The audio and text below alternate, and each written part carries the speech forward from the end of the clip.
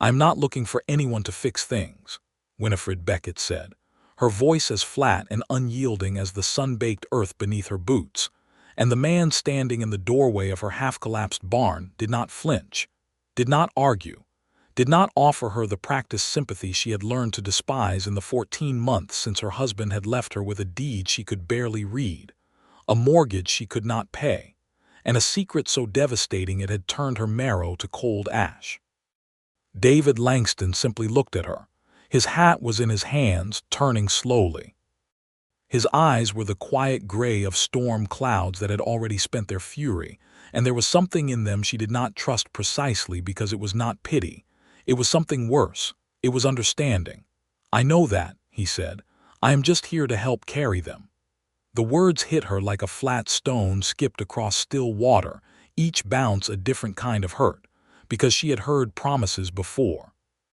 She had heard them from Elias Beckett, who had sworn on her father's grave that he would build something worthy of the land they stood on, and then had vanished one October morning in 1881, leaving behind nothing but debt, a forged signature on a bank contract, and the kind of silence that grows inside a person's chest until it becomes its own living thing.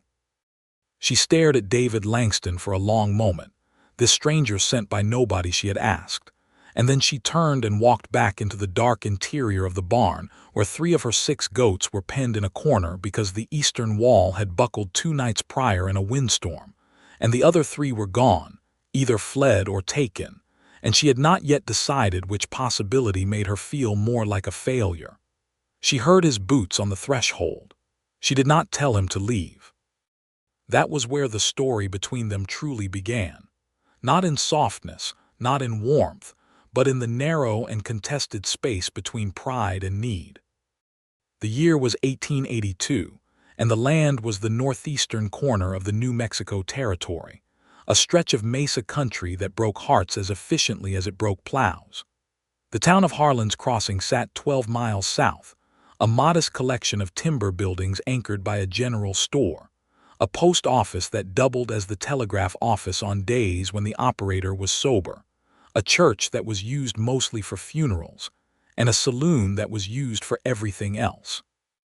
Beyond the town, in every direction, lay the kind of open country that looked, from a distance, like freedom and felt, up close, like punishment. Winifred had come to this land 6 years before with Elias and a wagon full of optimism that she now regarded with the embarrassed tenderness one feels toward the naive version of oneself. She had been 22 then, newly married, convinced that love was sufficient currency for survival. She had since learned that love, like paper money, was only worth what people agreed it was worth. And in a drought year with a failed grain crop and a lender calling in a note, the agreement collapsed very quickly. She was 28 now. She had spent the last 14 months learning the particular mathematics of survival that no one had ever taught her. How many gallons of water the cistern held, how many days a sack of cornmeal could stretch across 2 meals, how many hours of daylight she could work before her hands stopped cooperating, how many times she could read a legal document before the words rearranged themselves into something she could understand. The answer to that last one was still infinite, and she had not yet gotten there. David Langston had arrived in Harlan's Crossing 3 weeks before that morning in the barn. He had ridden in from Taos on a bay horse with a sound temperament, and a load of surveying equipment strapped to a mule behind him. He was 31 years old, tall without being imposing, with the kind of sun-weathered face that made it hard to guess his age, until you got close enough to see that his eyes had seen a considerable number of difficult things. He worked for the Territorial Land Office, which meant he was there to survey disputed boundaries, and there were a number of those in the county, because land records in the territory were a historical disaster of overlapping Mexican land grants, Anglo homestead claims, railroad concessions, and pure brazen theft, often all at once. The deputy at the county seat had told him, almost as an aside, that the Beckett property on the North Mesa Road was among the disputed parcels. He had said it with the particular careful blankness that meant there was more to the story, and that the person telling it did not consider it his responsibility to fill in the rest. David had ridden out the following morning with his surveying tripod and his chain and his notebook, expecting a routine visit. He had knocked on the front door of a small adobe house that had recently had its window shutters repaired with what appeared to be pieces of a broken wagon wheel, and the woman who answered had looked at him with the direct, evaluating gaze of someone who had been surprised by bad news enough times that she no longer allowed surprise to register first. She had asked him his business. He had explained it. She had told him with complete composure that he was welcome to survey the property line, that she would accompany him to ensure no markers were misplaced, and that if he was working with any interest connected to the First Territorial Bank of Santa Fe, he should know that she was already aware of the fraud in her husband's contract and was in the process of contesting it. He had blinked at that. Not because he doubted her, but because the clarity of her self-possession was unexpected and struck him somewhere behind the sternum. She was not beautiful the way illustrated women in Eastern magazines were beautiful.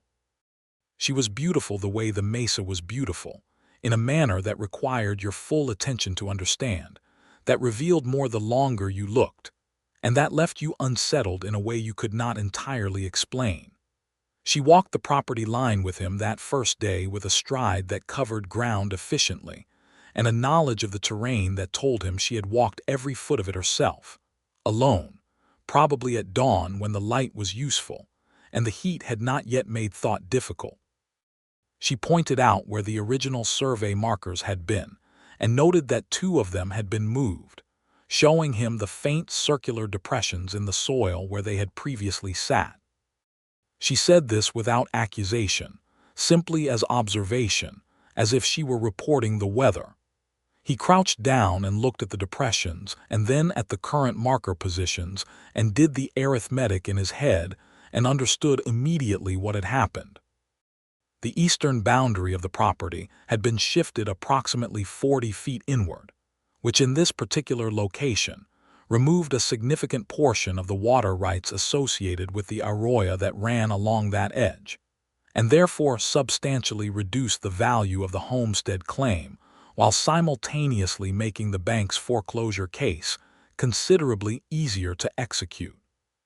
He looked up at her and she was already looking at him, and there was a terrible knowledge in her expression, the look of someone who has understood an injustice for a long time but had not yet found anyone willing to confirm it out loud. "The markers were moved," he said. "Yes," she said. "When?"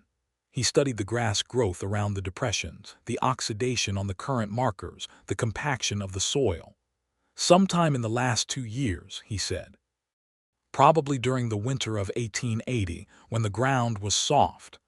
Elias left in October of 1881, she said, and the bank filed their foreclosure notice in February of 1882. She did not say the rest of it, but they both heard it. The timeline was damning. Her husband had been involved, or someone with access to the property during their marriage had been, and the bank had followed very quickly behind. She looked out at the mesa then, at the wide flat expanse of it broken by juniper and sage, at the thin silver line of the arroyo catching the afternoon light, and her jaw was set and her eyes were dry, and she was, David thought, one of the most honestly courageous people he had ever encountered, not because she was unafraid, but because he could see quite clearly that she was afraid, and that she was carrying it without complaint and without collapse. He said nothing for a long moment. Then he said he would need to complete a formal survey report and that she should keep a copy because it would be useful evidence in any legal contestation of the foreclosure. She looked at him. "Are you supposed to help me with that?" "I am supposed to document what I find accurately," he said. "What you do with an accurate document is your business." Something shifted very briefly in her expression. Not softness, not quite. Something more guarded than that, the preliminary movement of trust in a person who has learned to be very careful about where she places it. She said, "Thank you, Mr. Langston." He put his hat on and picked up his tripod. "Thank you for your time, Mrs. Beckett." He rode back toward town, and spent that evening in his rented room at the Harlan's Crossing boarding house, writing the most meticulous survey report of his professional life. He went back the following week, ostensibly to complete some additional measurements he needed for the formal record. He told himself this was true, and it was, partially. He also brought a sack of oats for her goats, which he had noticed on the first visit were thin, because he happened to have acquired an excess when he overprovisioned for his mule. He left them on the gate post without making a point of it. She found them there and looked at him with an expression he could not quite read, and said nothing about the oats specifically. But when she brought out 2 cups of coffee an hour later and handed him one, it was the kind of gesture that communicated something without requiring language. He came back the 3rd time because the eastern wall of her barn had collapsed in the windstorm, and he had heard about it in town. And he had, in the back of his wagon, a collection of timber planks he had acquired when the old livery stable was demolished last week to make room for an expansion, and he thought they might be useful. And she had met him in the doorway and said she was not looking for anyone to fix things, and he had said he was just there to help carry them. And now, he was standing inside her barn looking at the buckled wall while she deliberately did not look at him, and pretended to check the water level in the goat's trough. He set the first plank against the standing section of wall, and felt along the remaining upright beams to assess what was still structurally sound. Most of it was serviceable. The foundation stones were good. It was primarily the lateral support that had failed. The horizontal bracing along the top of the wall, he said. If we reinforce that first and then rebuild the eastern face, it should hold against another storm like the last one. Silence. Then she said, "We." He looked at her. She was looking at the goats. "I can do most of it," he said, "but it goes faster with a second pair of hands for the upper section." Another silence. He could feel the exact shape of the internal argument she was having with herself, because he had had versions of the same argument many times, the one where pride and practical need met in a corridor and had to negotiate who went first. "I am capable of doing it myself," she said. "I know that," he said. "But you are also doing 6 other things simultaneously, and the goats need cover before the next storm." She turned to look at him then, and the look was direct and a little dangerous, the way an animal's gaze is dangerous when it is deciding whether you are threat or non-threat and has not yet landed on a verdict. "I do not know what you want from me, Mr. Langston," she said. "People do not do things without wanting something." He was quiet for a moment. He said, "I want the wall to stay up. After that, I have not decided." It was the most honest thing he could have said, and she seemed to recognize that it was true because her shoulders, which had been set with the particular rigidity of someone braced for a blow, dropped a fraction. "All right," she said, "but I am paying you for the timber."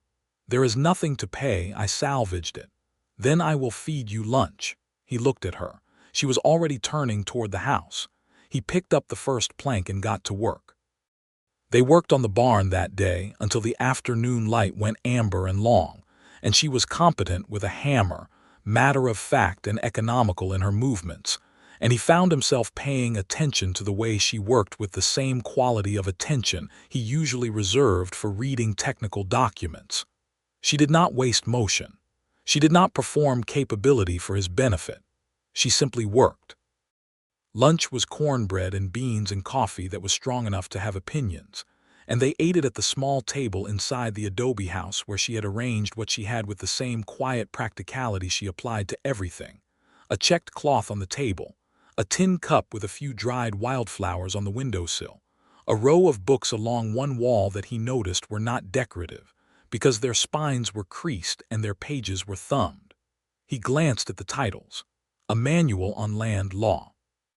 A surveying handbook from 1875, a collected volume of correspondence by a frontier naturalist, a battered Bible, and unexpectedly, a novel by George Eliot. "Middlemark," he said before he thought better of it. She looked up. "You know it." "I have read it," he said, "twice." She studied him for a moment the way she studied everything, with that calibrated attention that did not assume. "Most men who come out here carry dime novels," she said, Or the Bible, sometimes both. I have the Bible, he said. Middlemark is borrowed from the lending library in Taos. There is a lending library in Taos, a small one, donated by a widow who came out from Philadelphia and decided the territory needed more George Eliot. Something happened at the corner of her mouth. Not quite a smile, but the structural possibility of one. She was not wrong, Winifred said. After lunch they went back to the barn and finished the upper bracing, and she held the long boards while he nailed them in place, and neither of them said very much. But the silence had changed quality since morning, had become less defended, more like the silence of people who are simply occupying the same space without hostility. At the end of the afternoon she walked him to his horse and said, "The survey report. When will you have it finished?"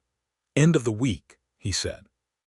"I will bring you a copy." She nodded. He mounted up.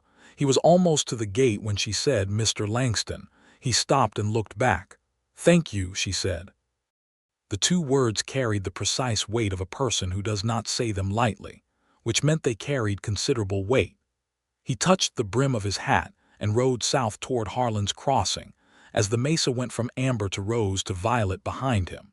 And he did not examine too carefully what was happening inside his chest, because he had learned from experience that examining those things too early was like opening a door in a windstorm. All the papers flew around and nothing was sorted. He had his own dark past to contend with, his own reasons for being careful.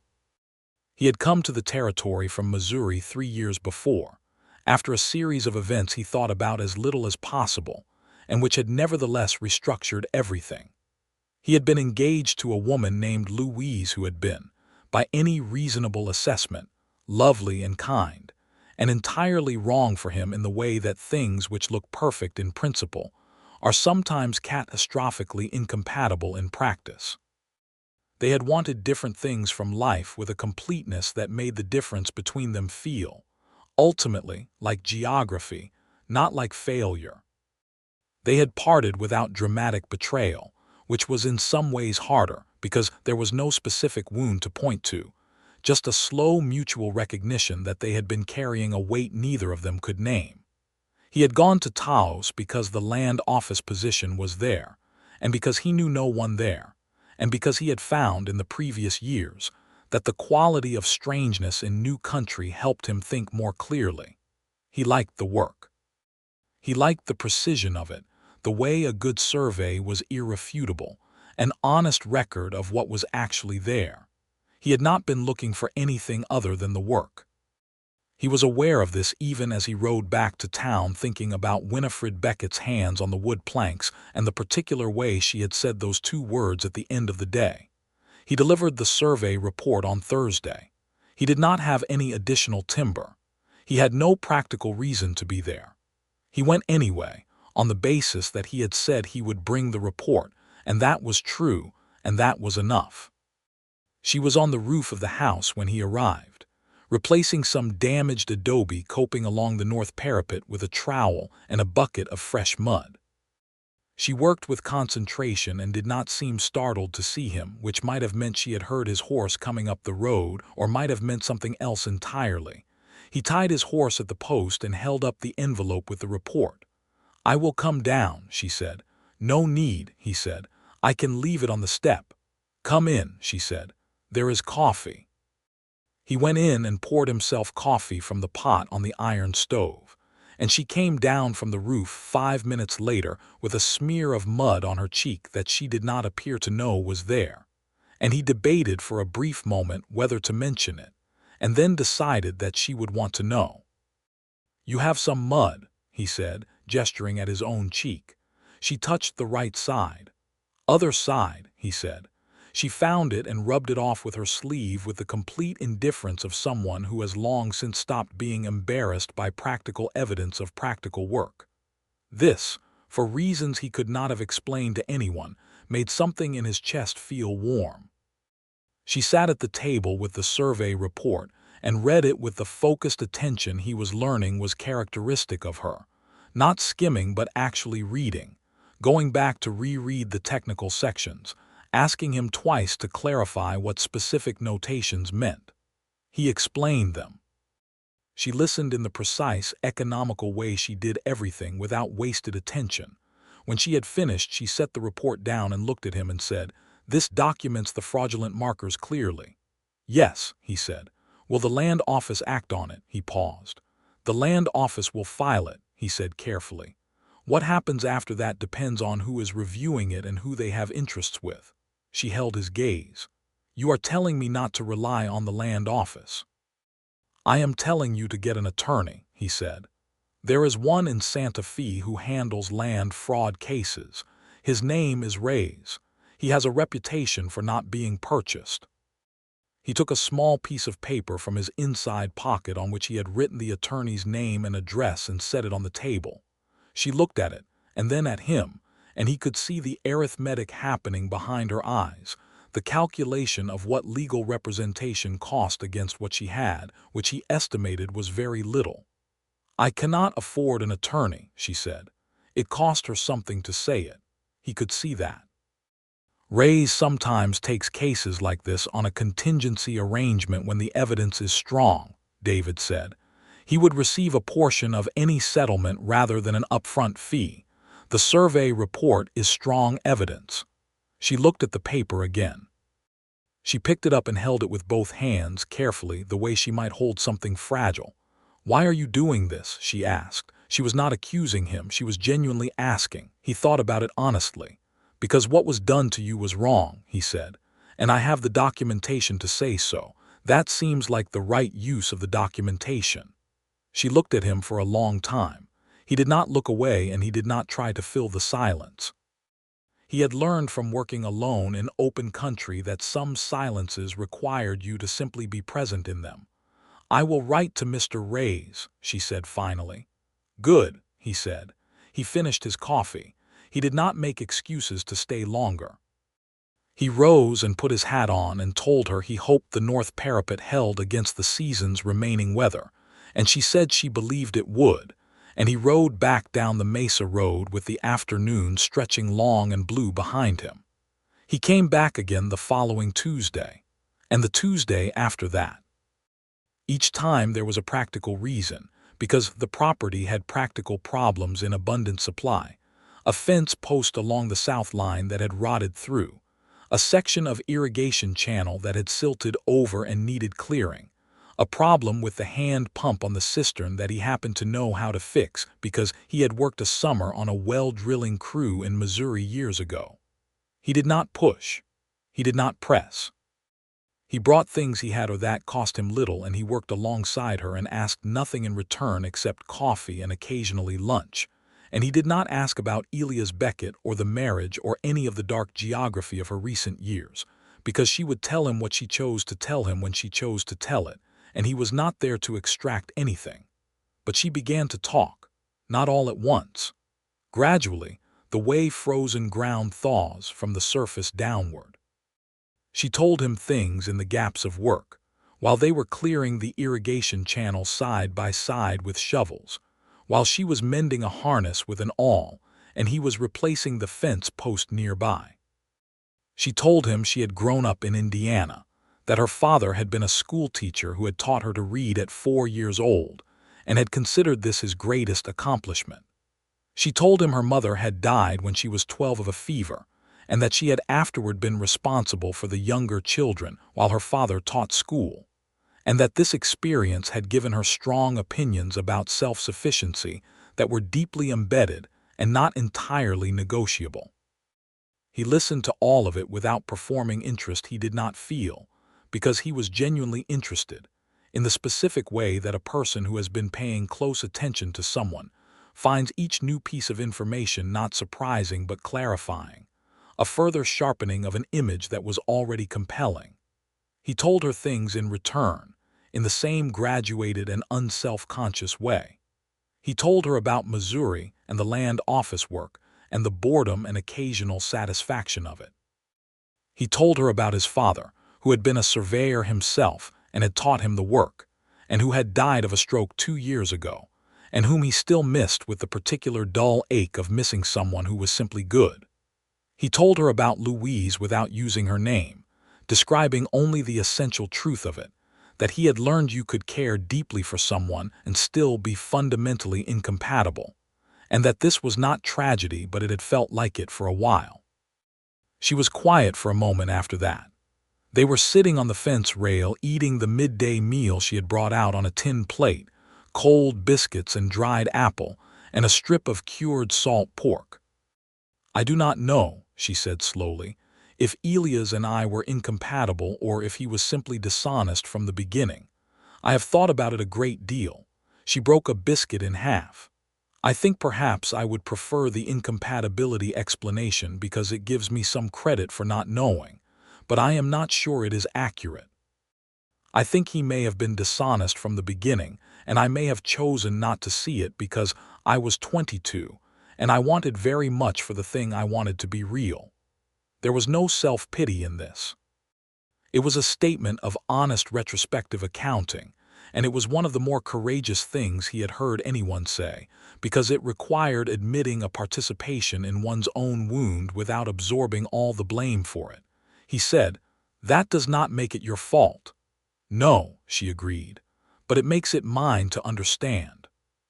He looked at her profile against the wide sky and thought about hidden motives, about the way people carry their dark past into new spaces, and how some people let it poison everything, and some people managed, through extraordinary effort and considerable stubbornness, to keep it from doing so. Winifred Beckett was in the second category, but it was not effortless, and he could see the effort it cost her, and he respected it more than he knew how to say. He said, "For what it is worth, you understand it better than most people understand half as much." She looked at him. Something in her expression moved briefly toward something unguarded, and then she looked back at the mesa with the composure that was her default, but she did not put the distance back in her voice. "You are a strange man, Mr. Langston," she said. "People have said as much," he agreed. "I mean it as a compliment," she said. "I find I prefer strange to familiar at the moment." "The familiar has not distinguished itself." He laughed. It was a genuine laugh, surprised out of him, and she glanced at him with the look of someone pleased by an effect they produced.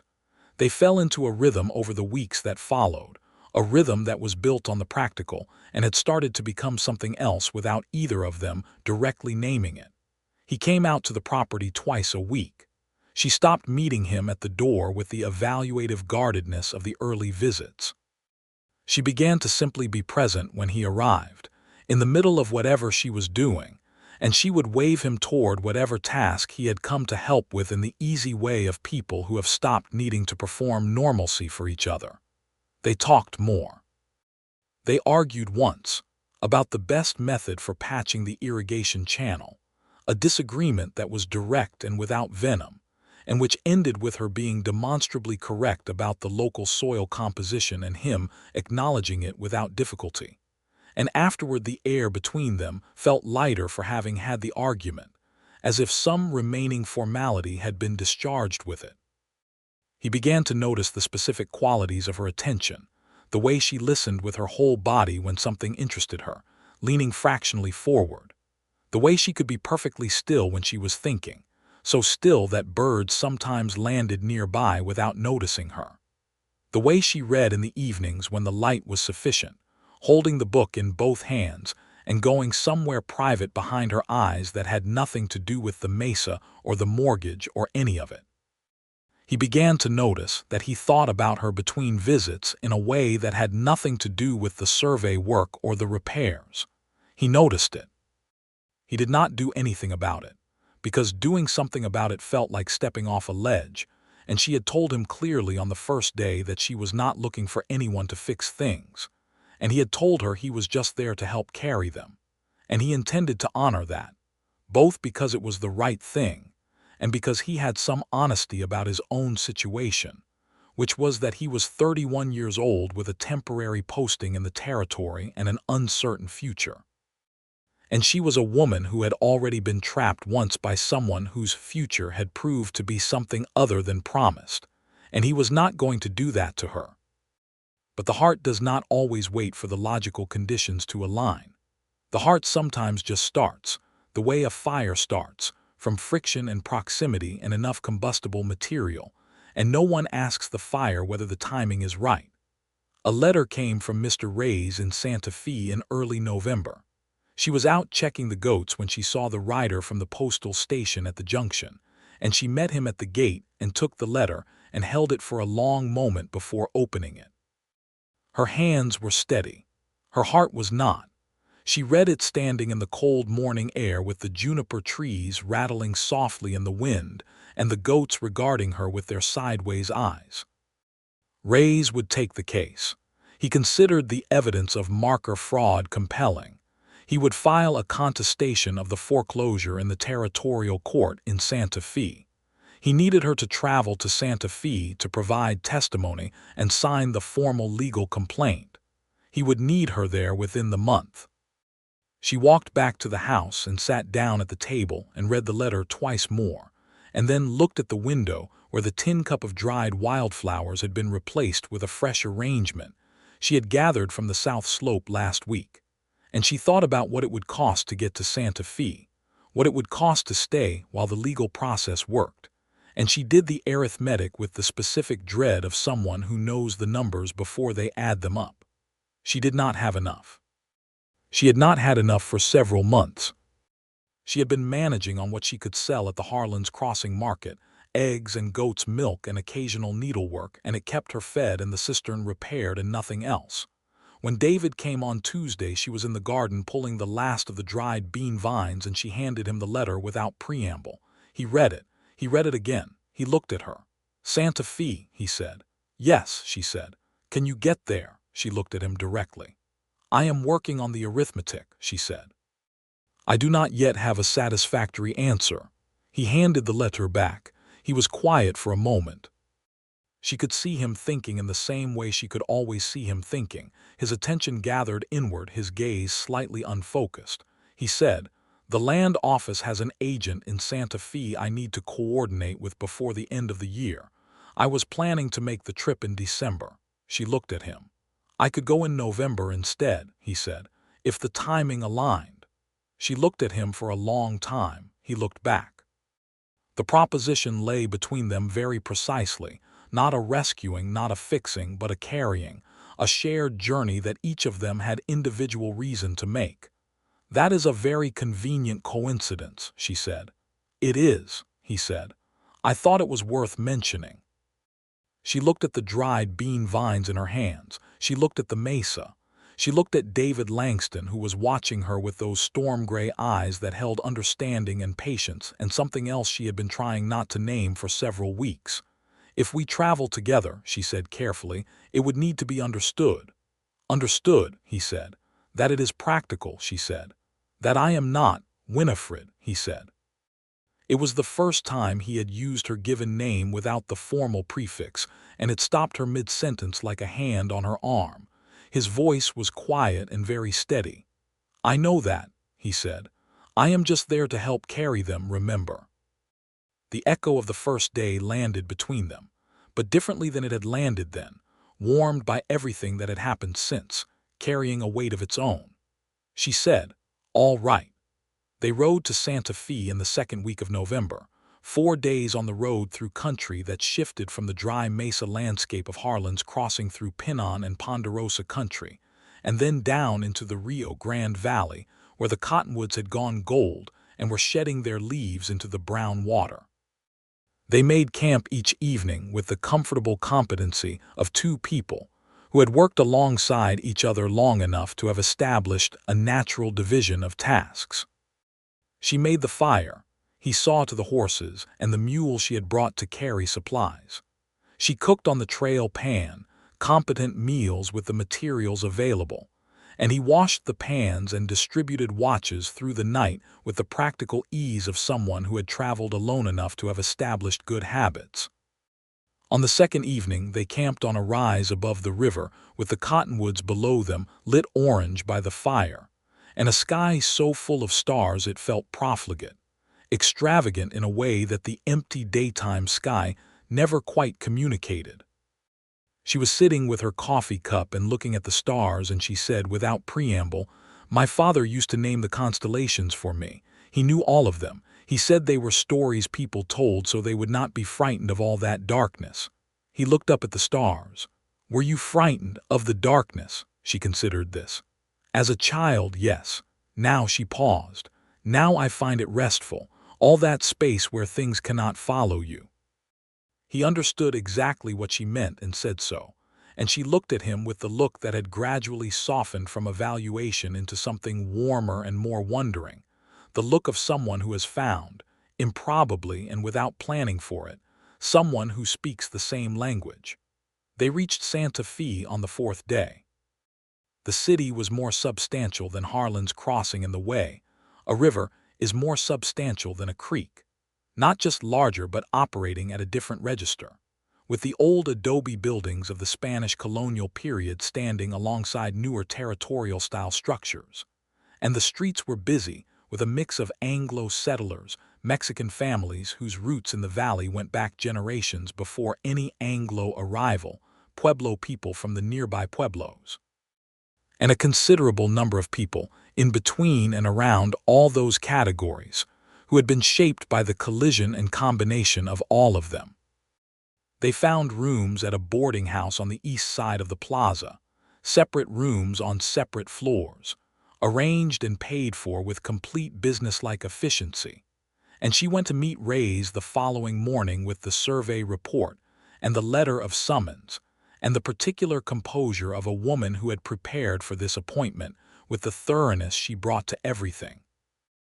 David went to the land office to meet his contact, a man named Castillo who was brisk and competent, and reviewed the survey documentation with genuine professional interest, noting the marker fraud with the expression of someone who is not surprised but is properly disapproving.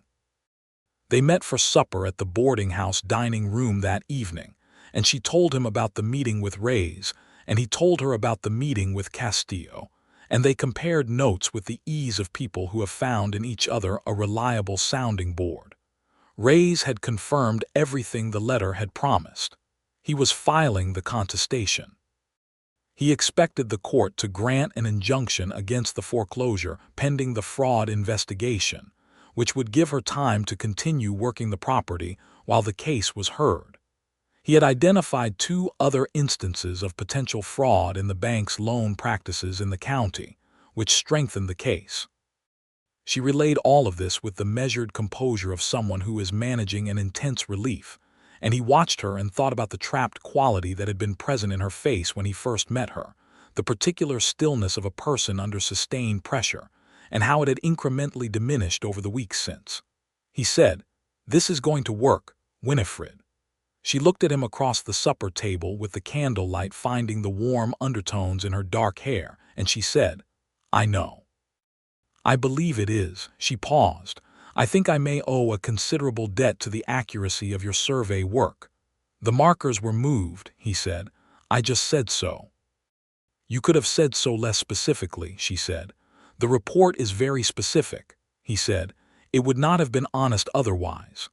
She looked at him for a long moment with that quality of attention that stripped away performance and saw whatever was actually there.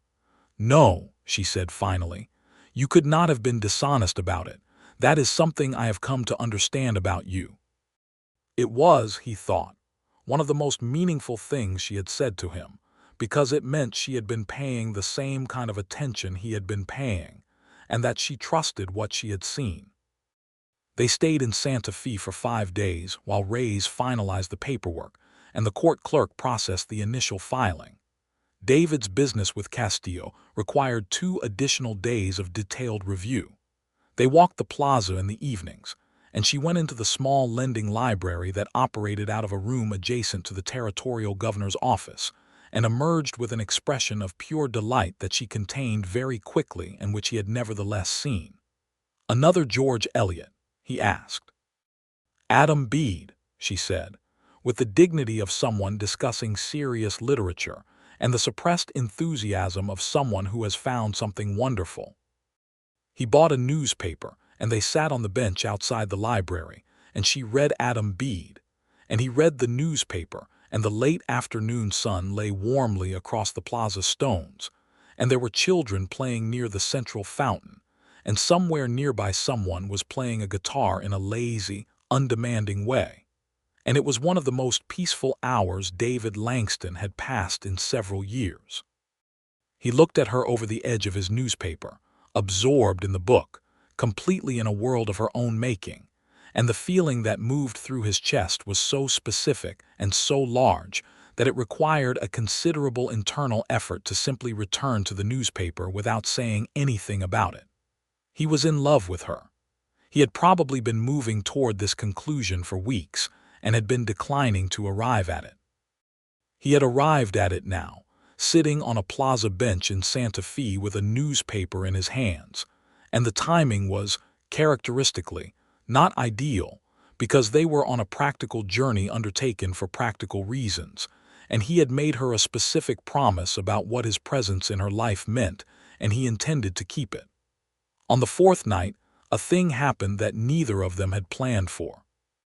There was a gathering at the boarding house, a kind of impromptu evening social that the proprietress organized occasionally when she had enough guests to make it worthwhile, featuring coffee and biscochitos and a fiddle played by a guest who had come down from Taos and had no objection to providing entertainment. Several of the other guests danced, the proprietress herself dancing enthusiastically with a silver-haired cattle agent who seemed delighted by the opportunity. Winifred had come downstairs in a dark blue dress that David had not seen before, something she had apparently brought for the meetings with Rays and the potential court appearances. And it was simply made in the way all her things were simply made. But the color did something specific with her eyes, and the fit communicated what good plain fabric can communicate when the person inside it is exactly as they are. He said nothing about it because complimenting her dress felt like stepping over a line he was maintaining with considerable effort. He simply stood and pulled out a chair for her at the table with the coffee and biscochitos, and she sat without making anything of the gesture. In the matter-of-fact way she accepted assistance that was offered without pressure. The fiddle player started a waltz, and the couple near the hearth began to dance, and the proprietress dragged the cattle agent back onto the improvised floor, and several other pairs joined them, and the room became warm with motion, and the particular festive quality of spontaneous celebration. David looked at Winifred, and she was watching the dancing with an expression he had learned was her closest approximation of open pleasure, the slight animation around the eyes, the mouth at the edge of something. He said very quietly, "Would you like to dance?" She looked at him. He kept his expression neutral, available for whatever she decided. She said, "I have not danced in a long time." "Neither have I," he said. "We could be mutually incompetent about it."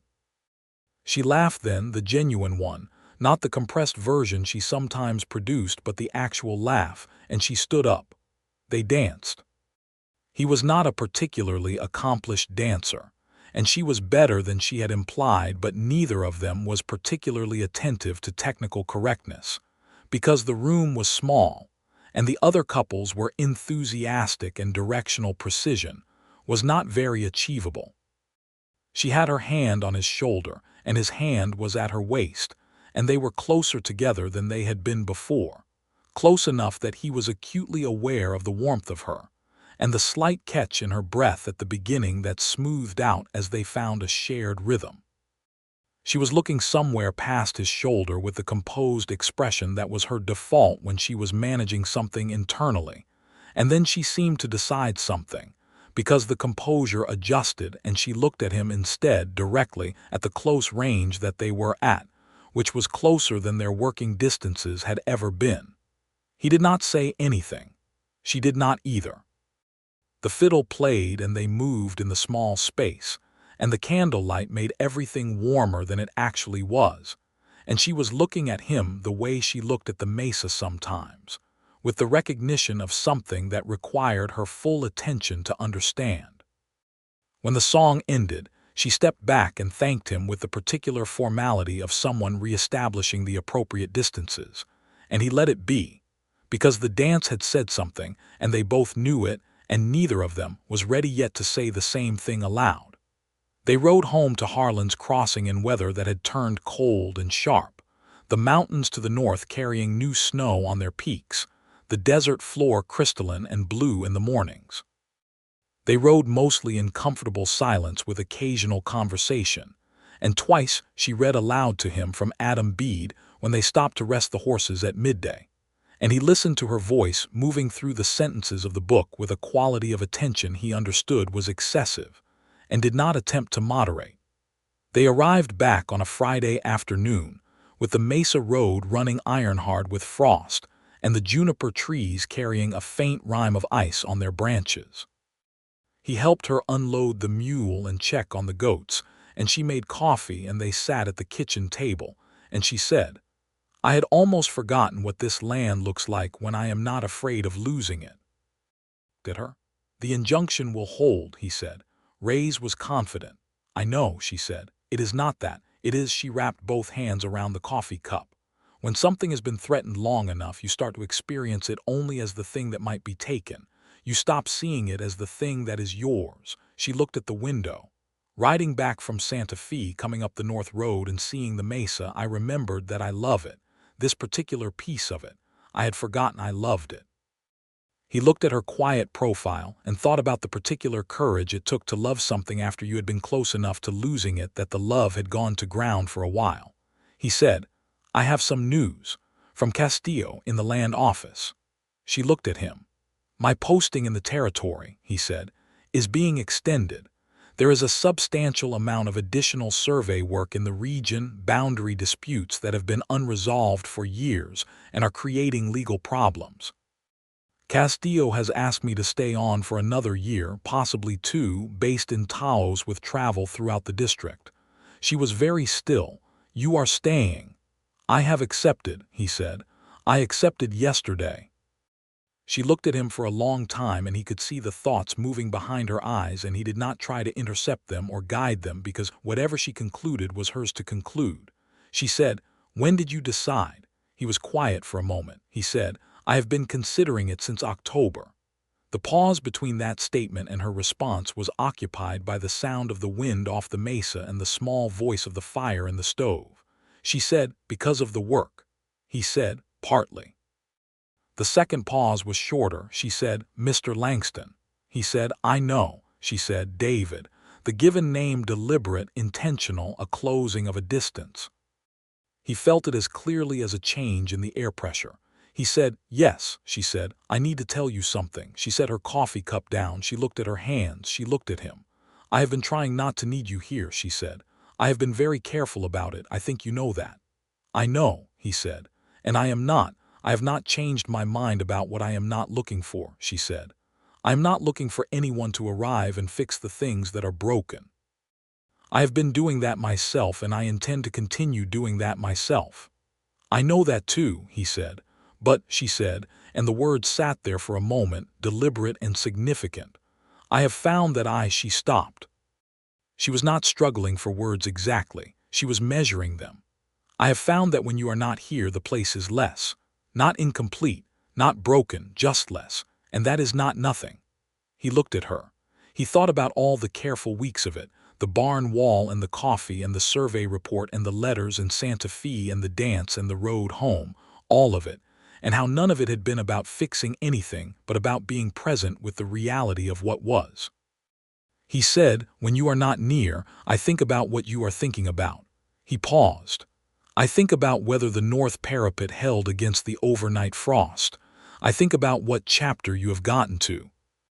I think about the way you laughed in Santa Fe and what it sounded like." He stopped. "That is also not nothing." She looked at him with those clear eyes that had assessed him from the beginning without illusion, and he held the gaze without deflection. She said, "I'm afraid of being wrong again." "I know," he said. "I think the correct response to that is not to tell you that you will not be wrong, because I cannot promise that. But I can tell you that I am not Elias Beckett. I am not interested in concealing anything from you. I am not interested in what belongs to you. I am," he paused, he looked at her. "I am interested in you, what you think, what you are building, what you decide to do with this particular piece of land that you love. I would like to be present for that if you will allow it. Without pressure and without promises I cannot keep, but present, genuinely present. She was very still for a long time. The fire spoke quietly in the stove. The mesa was going rose outside the window in the late afternoon light. She said, "All right." He said, "All right." And then she reached across the table and put her hand over his. Just her hand on his, warm and direct and decided. And that was the declaration, not in drama but in the characteristic quietness of someone who does not perform what they mean but simply means it. He turned his hand and held hers, and they sat like that in the kitchen while the light changed outside. And it was not a fixed thing or a finished thing, but it was a real thing. And that was enough for now. The winter that followed was the hardest winter the territory had seen in several years. But Winifred Beckett had already weathered several hard winters, and she was not without resources, both practical and, now, of the human variety. The legal case moved through the territorial court with the slow, grinding patience of frontier justice, which was to say with considerable delay and occasional frustration. But Ray's was thorough, and the evidence was good. And in February of 1883, the court issued a formal finding of fraud against the First Territorial Bank of Santa Fe in the matter of the Beckett homestead, invalidating the original loan contract and the subsequent foreclosure action on the basis of the fraudulent marker displacement, and a secondary finding related to irregularities in the original contract documentation. The letter arrived on a Tuesday, which Winifred was beginning to regard as a particularly significant day of the week. She read it standing by the stove where the heat was because the morning was bitter, and when she had read it 3 times, she sat down and put her hands flat on the table and looked at the wall for a long time with the specific expression of someone processing the conversion of a long-standing threat into an ordinary past event. David arrived an hour later and she handed him the letter without speaking, and he read it and put it down on the table and looked at her and said, "It is done." She said, "It is done." He came around the table and she stood up and he put his arms around her for the first time fully, and she let him, which was its own kind of declaration, because she was not a person who let things happen to her that she had not decided to allow. She rested her forehead against his shoulder for a moment and took one long quiet breath, and he felt the exhale of it, all the 14 months of it, moving out of her. Then she straightened up and looked at him and she said, with something in her face that was entirely new, something open and unguarded and warm in a way he had not yet had the full benefit of, "I am going to need to feed more goats." He laughed. She laughed. And it was the kind of laughter that only comes from the particular relief of a weight truly set down. The spring came, and with it, the work that spring always brought to a working property. And they did that work together, not as a matter of arrangement or transaction, but as a simple fact of 2 people who had decided that the other's presence made the work and everything else considerably better. David continued his survey work throughout the region, riding out for days at a time into the wider district, but he returned to the Beckett property and to Harlan's Crossing with the regularity and intention of someone who has identified where home is, even when home is not yet formally named as such. They had conversations about it, quietly and honestly, in the way they had come to have all their conversations, without evasion and without performance. She told him she did not intend to ask him to stop his work or alter his life to accommodate hers. He told her he had no intention of asking her to accommodate a version of her life that was diminished to make room for his.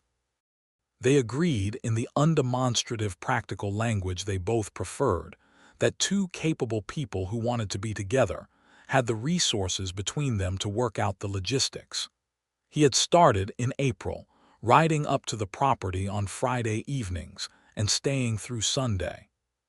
He slept in the barn initially, on a cot he had brought from the boarding house, until she said one evening in May that this was unnecessary and the spare room was available, and that she trusted him to understand the meaning of spare room, which he did, and he moved the cot to the spare room without discussion or drama. In June, he asked her if she would marry him. He asked her on a morning when they were in the kitchen and she was making the cornbread and he was fixing the hinge on the cabinet door that had been loose for weeks, and it was not a dramatic moment. There was flour on the kitchen table and she was wearing her oldest work dress and the goats were audible in the nearby pen, and he set down the screwdriver and looked at her and said, "I would like to marry you if you are willing." She set down the spoon. She looked at him. He said, "Not to fix anything. Not to take anything over. Not to be in charge of you or this property or any decision that is yours to make. I want to marry you because I love you and because I want to be here, all of it, the cornbread and the goats and the hard winters and the long summers, and because I want you to have whatever certainty and protection the legal fact of it provides, which seems like it should not be nothing given the last several years." She was quiet for a long moment. She looked at the window. She looked at the cabinet door with the new hinge. She looked at him. She said, "You forgot to say that you also want to marry me because I am excellent company," he said. "That goes without saying," she said. "Say it anyway." He said, "You are the most excellent company I have ever had the benefit of. You are also the most honest person I know, the most determined and the most capable of carrying difficult things without either putting them down prematurely or letting them crush you, and I love all of that specifically, not in spite of it." She looked at him with the expression that was only his to see, the one she did not show anyone else, the one that was entirely unguarded and entirely real. She said, "Yes." He crossed the kitchen in 2 strides and kissed her, properly, for the first time, one hand cradling the side of her face with the gentleness of someone who understands the value of the thing they are holding. And she kissed him back with the complete decisiveness of someone who does not do anything halfway. And the cornbread was slightly overcooked when they finally remembered it, and neither of them minded in the slightest.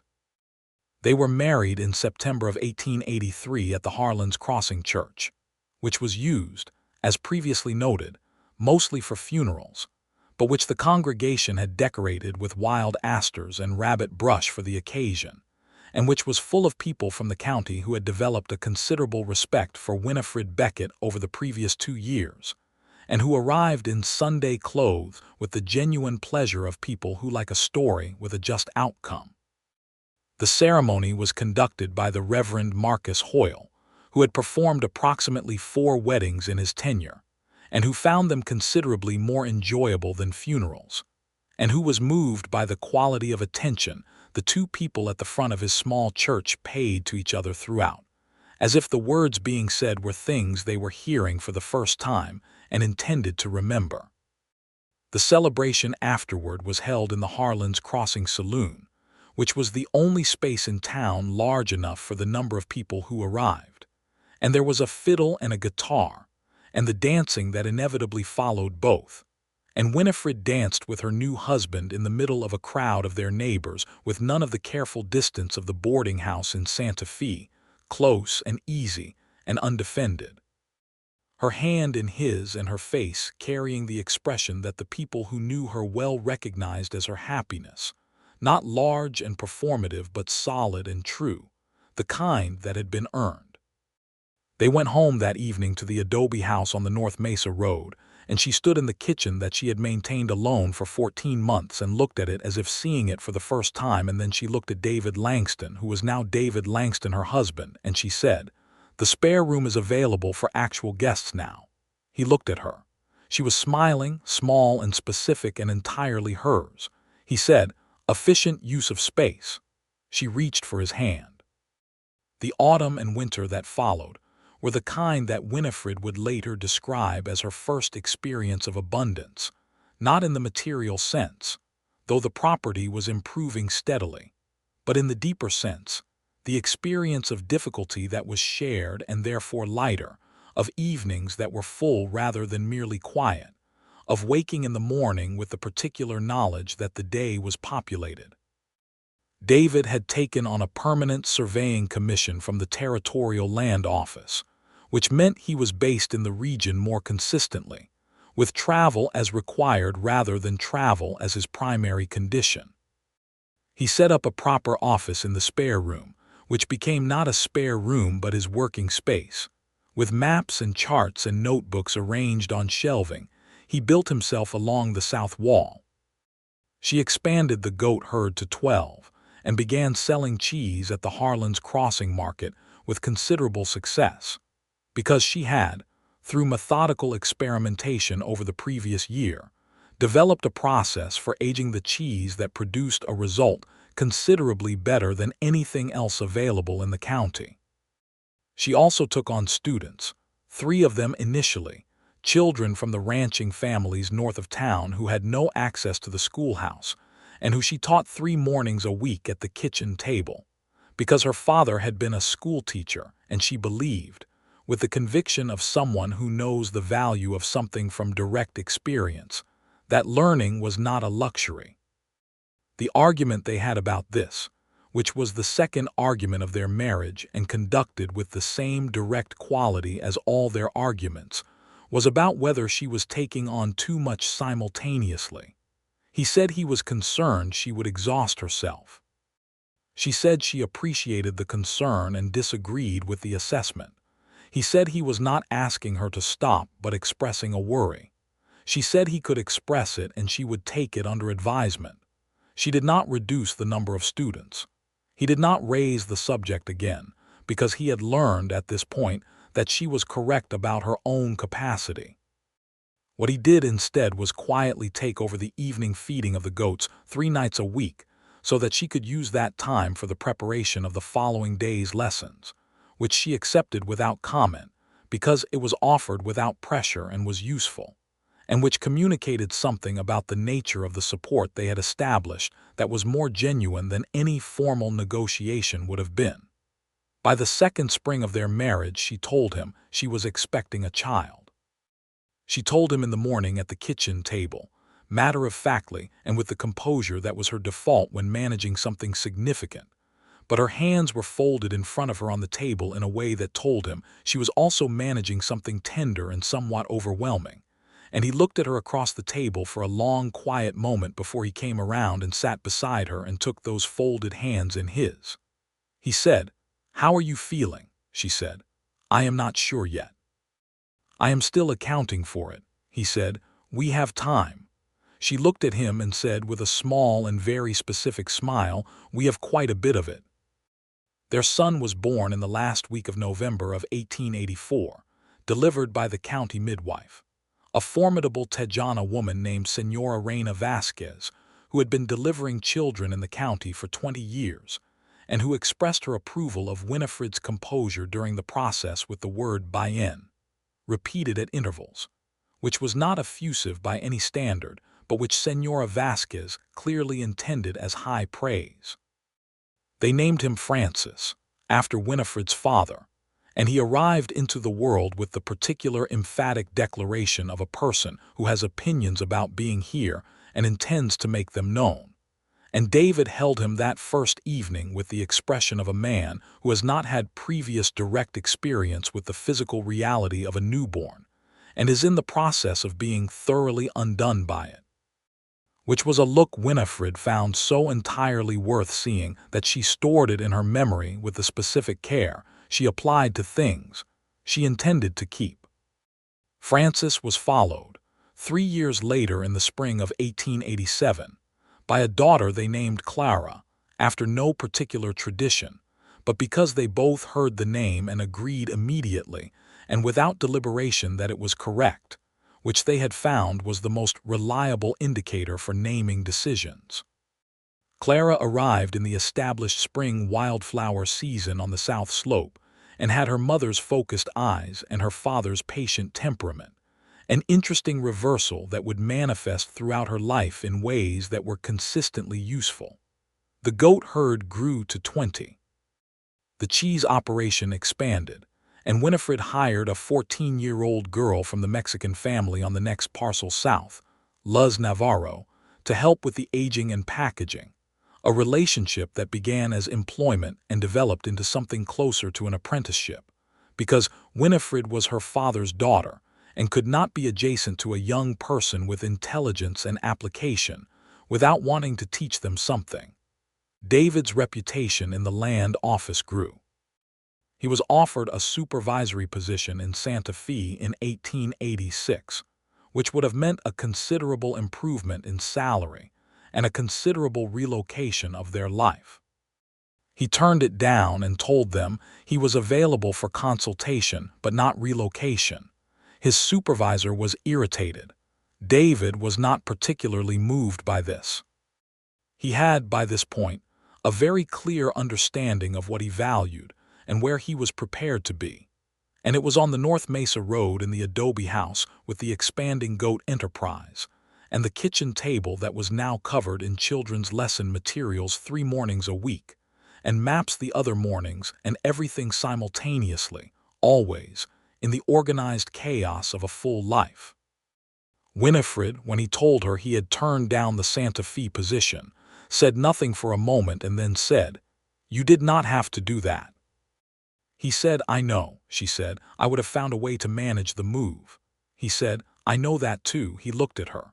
"But I did not want to go, and the reason I did not want to go is that I am here. This is where things are." She looked at him with the expression that was always only his, the fully open one, the undefended one, and she said, "Yes, this is where things are." In 1889, the New Mexico Territory moved another step toward statehood, and the legal landscape shifted in ways that resolved several of the remaining boundary disputes David had been working on for years. The Beckett property, which had been fully legally secured since the 1883 court ruling, was formally re-registered in the names of both Winifred and David Langston, a process that required a new survey that David conducted himself with the particular satisfaction of a person completing something that has been circling for a long time. He drove the new markers himself, permanent iron stakes with clear tags, and when he hammered the last one into the ground on the eastern boundary above the arroyo, the one that the fraudulent previous placement had tried to eliminate, he stood and looked at the land that ran from where he was standing to the adobe house visible in the middle distance. With the goat pens and the kitchen garden and the smoke coming from the chimney, because it was October again, and Winifred was inside with the children and the morning lessons, and he felt something settle in him that had been moving since Missouri, something that had needed to come to rest and had found the right place for it. He walked back to the house in the morning light. She was at the table with Frances, who was nearly 5 now and possessed of the specific articulate energy of children who have been talked to as full human beings from infancy and have responded by becoming deeply conversational about everything. Clara was on the floor near the stove with a collection of wooden blocks that she was arranging with methodical precision into structures that she then evaluated and rearranged. David set down his tools inside the door, and Frances looked up and said, "Papa, I can read therefore now. It is a very complicated word." He said, "It is. It implies a logical consequence. You should use it when something follows from something else." Frances considered this with the expression of a child cataloging a useful fact. "Therefore," he said experimentally. He looked pleased with this. Winifred looked up from the lesson book and looked at David with the quick, warm attention that was their shorthand, the look that covered all the routine daily information and had behind it the other thing, the larger and more constant thing. And he sat down at the table and poured himself coffee from the pot and looked at his family arranged in the kitchen of their house in the October morning light. She said, "How is the eastern boundary marker?" He said, "It is exactly where it should be." She looked at him. "Good," she said. "That is where it will stay." "Yes," he said, "it will." Clara had successfully completed a tower of 6 blocks and was studying it with the evaluating gaze of someone not yet satisfied, and Frances was practicing, therefore, in underbreath sentences. And outside the kitchen window the mesa went on in the clean, cold October air to where the mountains were, and this was what they had made between them, this specific and particular life, not from design or rescue but from presence, from the stubborn daily practice of showing up and carrying what needed carrying and putting things down gently when the time came. He reached across the table and covered her hand with his, and she turned hers and held it, the same gesture as the first time, warm and direct and decided, carrying everything that had come since. Francis looked at them with the candid assessment of a 4-year-old. "Therefore you love each other," he said with great satisfaction, as if having correctly applied a complex logical construction. David and Winifred looked at each other. "Therefore we do," Winifred said. She was smiling, and it was the large version, the full one, the one that had taken time to arrive and was entirely worth waiting for. And David Langston looked at the woman he had come to in a barn doorway without agenda, and found himself without the capacity to leave, and thought that there was nothing in life worth having that did not begin with the willingness to simply be present with what is actually there. Outside, the mesa carried its usual width of sky, and its usual quiet that was not emptiness but fullness, the kind of fullness that requires space to be understood, and the goats were vocal in their pen, and the morning was getting on with itself. And inside the kitchen of the adobe house on the North Mesa Road in the New Mexico Territory in the year of 1889, 2 people sat at a table with their children and their coffee, and the particular weight of a happiness that had been carried for a long time and had turned, through patience and honesty, and the refusal to let the dark past swallow the living present, into something that did not need to be fixed because it was not broken, but was whole and real and entirely theirs. The years that came after were built on that October morning, the way a house is built on solid ground, each season adding something, each challenge teaching something, each ordinary day accumulating into the kind of life that does not announce itself as extraordinary but is, in its specificity and its fullness, exactly that. By 1891, the cheese operation was successful enough that Winifred had hired a second person and was filling orders from as far as Taos and Santa Fe. A small satisfaction that she communicated to no one in particular, but which David could see in the efficient pride of her posture when she recorded the orders in her ledger. He loved watching her work with the same quality of attention he had always paid to it, not diminished by familiarity but made sharper by it, because he knew by now all the textures of her concentration and could read in her stillness and her motion what was routine and what was genuinely interesting to her, and what was interesting to her was always interesting to him. She gave the 3 mornings of teaching to 6 children now, and had been quietly in correspondence with the Territorial Board of Education about establishing a formal district school, a correspondence that was moving forward with the specific combination of patience and stubborn pressure that she brought to anything institutional, which was to say that it was moving forward. Francis started school proper in Harlan's crossing the fall of 1890, and came home the first day with the informed opinion that the schoolteacher was less interesting than his mother. Winifred told him that school required a different kind of attention than home learning, and that he should give the teacher a fair evaluation. He considered this and agreed to try. He was, at 5 years old, already his mother's son in the most essential ways. Clara at 4 was already directing the arrangement of the goat pens with an authority that the goats appeared to accept, which David found remarkable but which Winifred found entirely consistent with what she had expected since approximately the 3rd day of Clara's life. In the spring of 1892, Winifred told him there would be another child. He said, "How are you feeling?" she said. "Better than the previous 2 times." "I suspect I am becoming proficient," he said. "I suspect you become proficient at everything you do more than once," she said. "That is an accurate observation," and went back to the ledger. The 3rd child, born in the autumn of 1892, was a boy they named James, a quiet and observational child who from his earliest weeks showed signs of watching everything around him with the patient accumulation of someone who would later have many considered opinions. He arrived in the world without the emphatic declaration of Francis or the focused authority of Clara, but with a steady and attentive presence that his parents recognized, with the particular softness of recognition, as familiar. Senora Vasquez, who had now delivered all three of their children, patted Winifred's hand after James arrived and said, in her sparse and reliable way, "Good, strong family."